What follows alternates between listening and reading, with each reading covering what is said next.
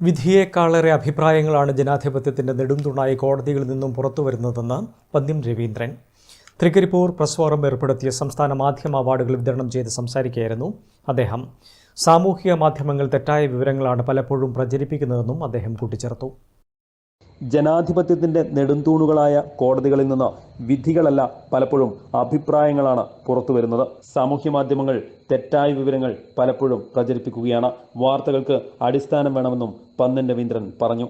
Trikaripur press forum ഏർപ്പെടുത്തിയ സംസ്ഥാന മാധ്യമ അവാർഡുകൾ വിതരണം ചെയ്ത് സംസാരിക്കുകയായിരുന്നു അദ്ദേഹം. പക്ഷേ എന്ത് കാര്യമായാലും ഒരു കാര്യം ഉറപ്പാണ്, വാർത്തകൾക്ക് ഒരടിസ്ഥാനം വേണം. അടിസ്ഥാനമില്ലാത്ത വാർത്തകൾ ഒരുപാട് വന്നുകൊണ്ടിരിക്കുന്നു. അടിസ്ഥാനമില്ലാത്ത വാർത്തകൾ പഴയ കാലത്ത് വന്നാൽ പത്രത്തിൽ വന്നാൽ തീരത്തുണ്ടാവും.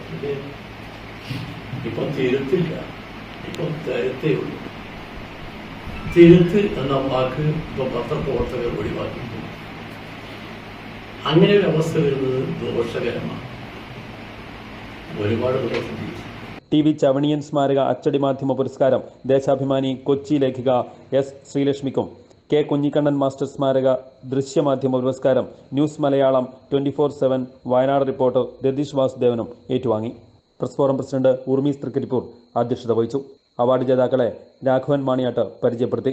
തൃക്കരിപ്പൂർ ഗ്രാമപഞ്ചായത്ത് president V. K. Bava, jury അംഗങ്ങളായ V. K. Raveendran, Trikaripur Venu, press forum secretary P. Prasad, joint secretary P.